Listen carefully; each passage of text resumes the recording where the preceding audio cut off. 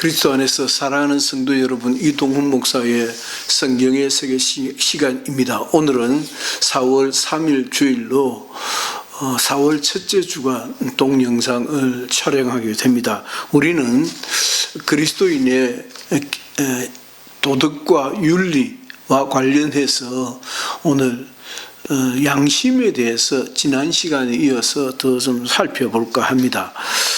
먼저 누가복음 15장을 참고로 하겠습니다. 누가복음 15장에는 우리가 익히 아는 바 둘째 아들의 비유가 나와 있습니다. 그 둘째 아들은 아버지랑 형님이랑 같이 살았습니다. 같이 살 때 뭔가 그에게는 부족함이 있었던 것입니다. 자신의 계획이 있었고 야망이 있었습니다. 그래서 아버지의 품을 떠나서 먼 곳에 여행을 하고 자기 사업을 한 것이죠.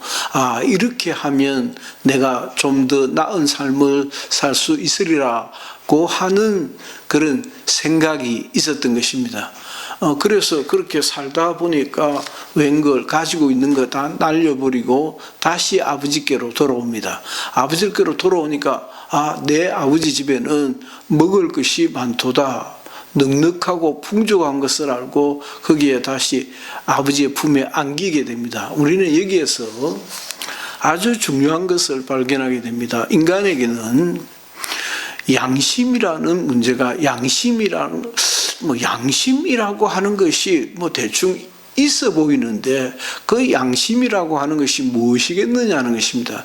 이 인간에게 있는 양심의 문제를 해결하기 위해서는 인간의 의지의 자유의 문제를 해결해야 한다는 것입니다. 그래서 누가복음 15장에 있는 당자의 비유를 들었던 것입니다. 그 당자는 그 둘째 아들은 자기 의지에 따라서 임의로 아버지 집에 있다가 불편하니까 나갔는데 또 역시나 불편하니까 다시 들어갔습니다.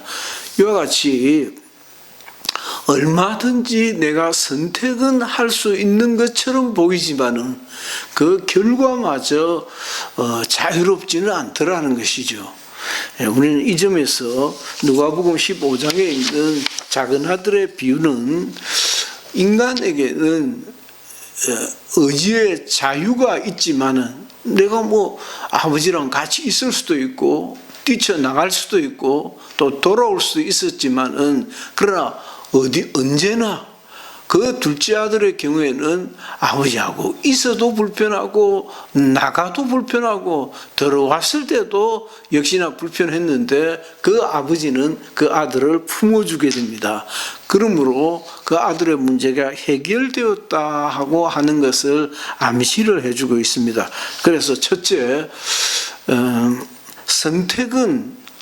선택은 자유로울 수 있지만은 그 선택의 자유가 결과의 자유까지도 가져오는 것은 아니더라는 것입니다. 그래서 인간의 선택은 내가 마음대로 자유롭게 할 수 있지만은 마치 인간에게는 선택의 자유라는 것이 있어서 그것이 내게 의를 가져올 수 있는 선을 불러일으킬 수 있는 것처럼 생각하지만은 인간에게 있는 선택의 자유는 결과의 자유까지도 가져오지는 않더라. 인간에게는 완전한 의미의 자유는 없다. 불가하다라고 하는 것을 강력하게 암시해 주고 있습니다. 따라서 큰 두 번째는 인간에게는 완전한 의미의 자유의지는 없다. 그럼 뭐냐? 그 자유는 뭐냐? 예수 그리스도의 은혜로 그 최초 주어졌던 인간에게 있었던 자유는 새로워져야 한다. 예수 그리스도의 피로 덧입혀져야 한다라고 설명을 해볼 수 있겠습니다. 우리는 여기에서 내가 내 마음대로 하는 것이 마치 양심에 충실한 것처럼 하지만은 그 양심에 충실해 보이는 것처럼 생각되어지는 것은 궁극적으로는 인간에게 있는 선택의 자유를 전제로 하는 것이어야 한다는 것이죠. 그런데 그 선택의 자유를 따져보니까 마음대로 선택한다고 결과마저 선한 것은 아니구나 라고 하는 것을 발견하게 되었다라고 하는 것입니다. 그래서 큰 두 번째 우리가 살펴볼 수 있는 것은 인간에게는 궁극적으로 완전한 의미의 자율도 양심의 편함도 선도 없더라는 것입니다. 그래서 첫째는 최초 하나님께로부터 지음을 받을 때는 선택에 네가 동산에 있는 것은 마음대로 먹을 수 있는 자유가 있었는데 완전한 자유가 주어진 것처럼 보였지만은 원죄로 내가 먹으면 정령 죽으리라고 하는 말씀과 같이 원죄로 말미암아 그 자유를 상실해 버렸다. 그러니까 자유가 고장나 버렸다라고 하는 의미입니다. 우리는 이것을 4세기경의 성 어거스틴과 펠라기우스의 논쟁에서도 잘 살펴볼 수 있습니다. 우리가 아는 바 어거스틴도 펠라기우스도 아주 독보적인 그 시대의 신학자들이었습니다. 이들에게는 아주 공통적인 출발점이 있었습니다. 그게 뭐냐면 원죄 이전의 인간에게는 의지에 아주 편한, 하나님이 보실 때도 편하고 인간이 스스로가 생각할 때도 편하고, 다시 말하면 의지에 자유가 있었다는 것입니다. 자유가 있는 것처럼 보였다는 것입니다. 그래서 어거스틴도 펠라기우스도 인간에게는 의지에 자유가 있는데, 그런데 어거스틴이나 펠라기우스를 좀 따지고 보면 굉장히 복잡합니다. 그 섬세하게 들어가서는 워낙 그 시대에 예민하게 부딪혔기 때문에 예민하게 부딪혔다 보니까 디테일한 문제에서 자꾸 갈라지고 그렇습니다. 그러나 궁극적으로 말해보면 결국 어거스틴은 인간에게는 완전한 의미의 선택의 자유는 없다. 따라서 결과도 별로 신통치 않다라고 본 것에 비해서 펠라기우스는 소위 세미 펠라기안이라는 주의가 있습니다. 펠라기우스는 세미는 반펠라기안이. 그래서 의지의 자유가 있는 것 같이 보이지만은 없는 것 같이도 보이고, 그 결과마저도 내가 마음대로 할 수 있는 것처럼 보이지만은 그렇다고 마음대로 되는 것도 아니고, 그래서 세미 펠라기안이라는 명칭을 붙이는데, 그러니까 제가 아주 디테일하게 따지고 들어가 보면 어거스틴이나 펠라기우스를 너무 복잡해서 따지기 귀찮아져요. 그래서 그렇게 얘기하면 별로 소득이 없고, 펠라기우스는 궁극적으로는 말하자면 타락 전 완전한 의지의 자유가 있었는데 그건 죄를 지을 수 있는 자유죠. 동산에 있는 모든 나무의 실과를 먹을 수 있다. 동산 중앙에 있는 나무의 실과를 먹지 말라. 안 먹을 수 있는 자유가 있는 것이죠. 죄를 안 지을 수 있는 자유가 있었는데, 앞서 말하지만은 펠라기아는 뭔가 인간에게 있는 알미니안주의, 그러니까 알미니안주의는 인간의 어떤 의지를 일정 부분 인정을 하려고 하는 경향이 강하게 남아 있습니다. 그러니까 감리교나 성결교 등에는 뭔가 아직까지도 인간에게 선에 대한 의지가 남아있고 가능성이 남아있는 것처럼 그렇게 봅니다. 그러니까 내가 양심껏 하면 그 양심이 나를 자유케 할 수 있는 것처럼 그렇게 생각한다는 것이죠. 그래서 세미 펠라기안들은 예수 그리스도의 은혜로 완전히 새로워져서 새로워진 그 인격, 새로워진 양심을 가지고 새롭게 살 때 새로운 자유가 주어진다고 하는 그런 어거스틴에 비해서 셈이 반반 정도로 그렇게 생각하지 않는가라고 봅니다.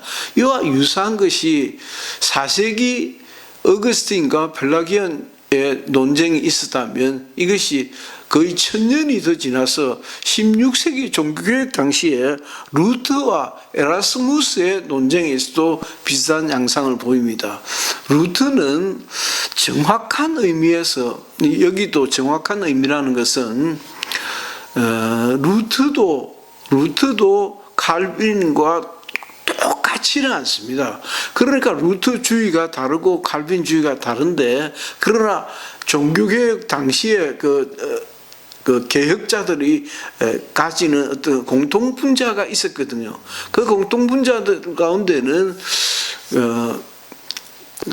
의지의 자유가 일정 부분 있었던 것입니다. 그래서 예를 들면 예정론 하면 칼빈의 예정론이 유명한데 루터도 일정 부분 예정론을 가지고 있었습니다. 그래서 그 예정론은 하나님께서 알아서 다 하신다는 것이죠. 하나님께서 다 알아서 하시니까 내가 죄를 짓는 것이 아니고 하나님께서 다 알아서 하시니까 내게 어떤 그 가능성이라는 거 하는 것이 남겨놓을 필요가 없는 것이죠. 반면에 에라스무스는 우리가 에라스무스의 우신예찬이라는 책을 잘 압니다. 아주 독설적이고 풍자적이고 결국 인간의 어떤 그 잠재적으로 남아있는 인간의 어떤 가능성을 찾고 있는 흔적들을 볼 수 있는데, 그 인간의 에라스무스는 자유의지론이라는 거 하는 주장을 합니다. 자유의지론. 그러니까 인간에게는 무언가 자유로운 선택을 할 수 있지 않는가, 있다고 보는 것이죠. 반면에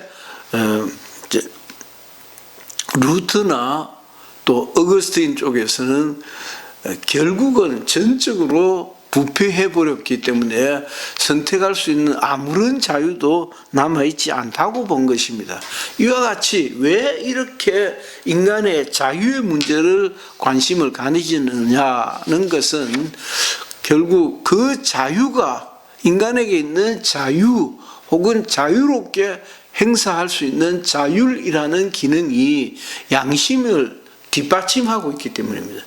그 자유가 고장나버리면 양심, 그건 아무런 쓸모가 없는 것이죠. 그런 의미에서 정통적이고 전통적인 기독교 신학에서는 양심은 그렇게 온전한 것이 아니다 라고 결론을 내립니다. 따라서 그 다음 우리가 살펴볼 수 있는 것이 헬무트 틸리케라고 하는 20세기 들어와서 가장 유명한 기독교 윤리학자가 있는데, 틸리케가 이렇게 신율적 양심과 자연적 양심을 구분합니다. 신율적, 그래 신이 만들어 놓은 양심이 있고, 우리가 그 율법이라고 하는 하나님의 법을 보다 더 자연법으로 보면 그 자연법적 인간에게 있는 보편타당한 어떤 심성에서 심성적 어떤 룰이 있는데 그것을 자연법으로 보는 것입니다. 그 자연법적 양심이 있고 신율적 양심이 따로 있다라고 보는 것입니다. 그래서 신율적 양심은 다시 말하면 조금 더 발전해 보면 새로워진 양심입니다. 그런즉 그리스도 예수 안에 있으면 새로운 피조물이라, 보라 이전 것은 지나갔으니 새 것이 되었도다라고 하는 것처럼 새 것이 된 거예요. 그러니까 옛 양심이 있는데 옛 양심이 있고 새 양심이 있다라고 보는 것입니다. 그래서 양심은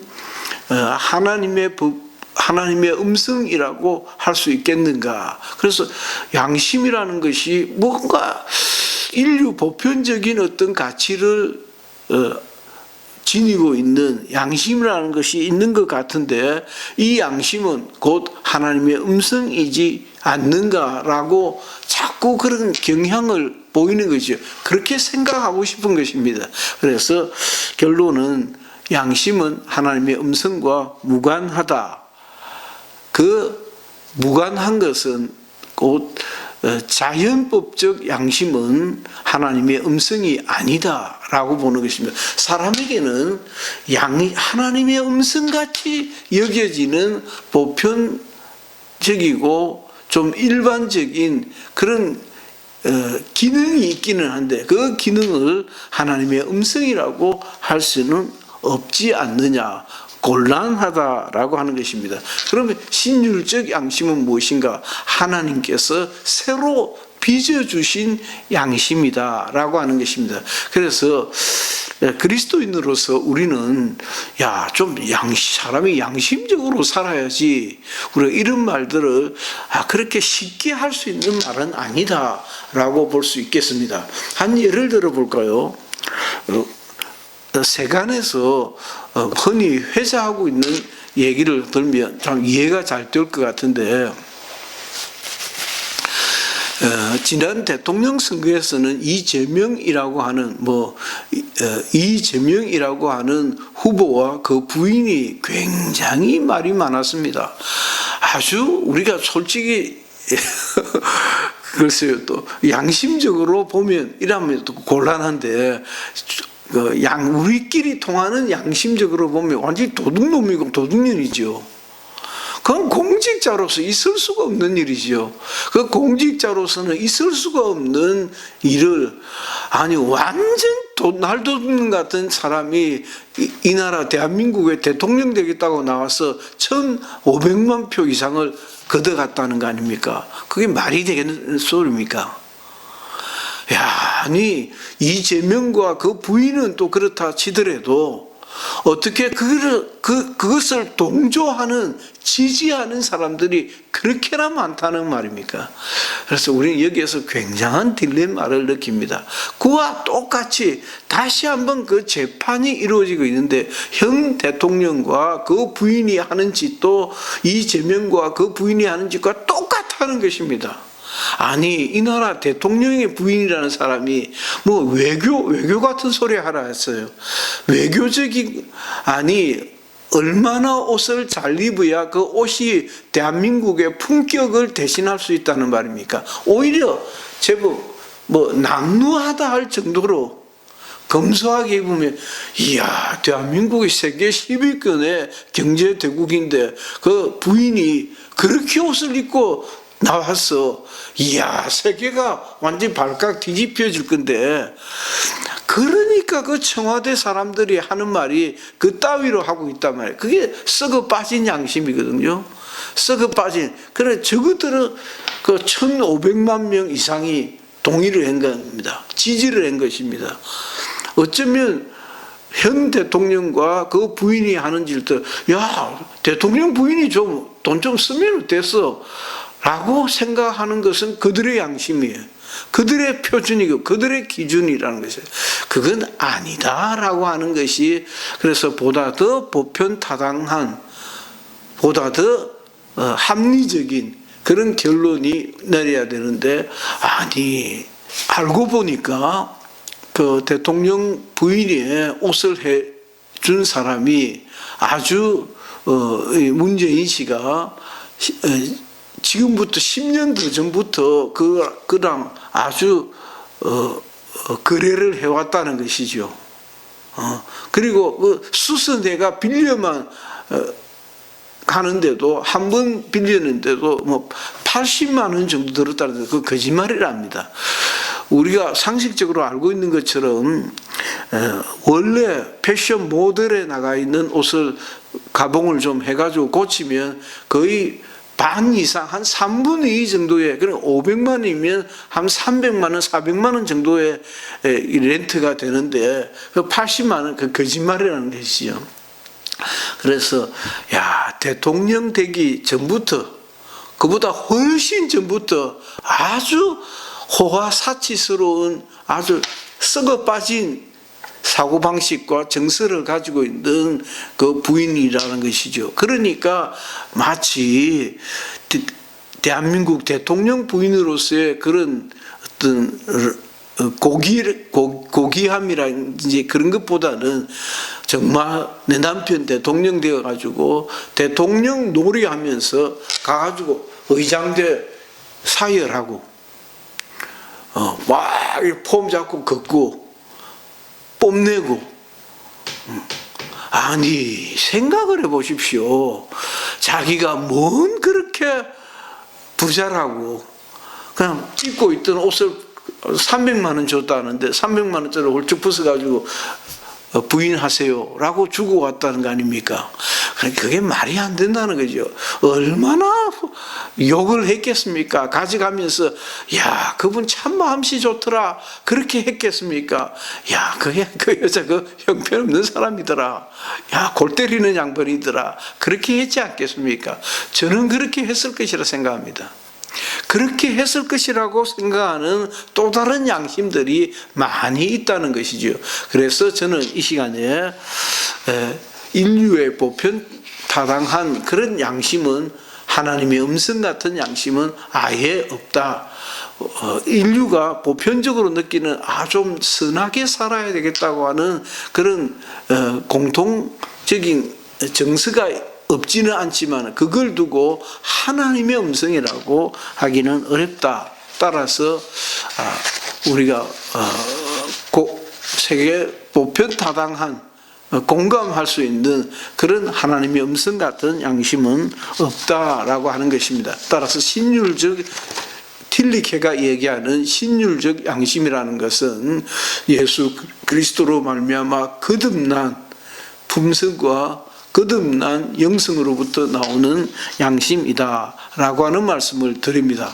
오늘 첫 시간에는 기독교 윤리와 도덕에 있어서 양심은 그렇게 쉽게 하나님의 음성으로 간주할 수 있는 문제는 아니다라고까지만 말씀드립니다. 이동훈 목사의 성경의 세계 시간이었습니다.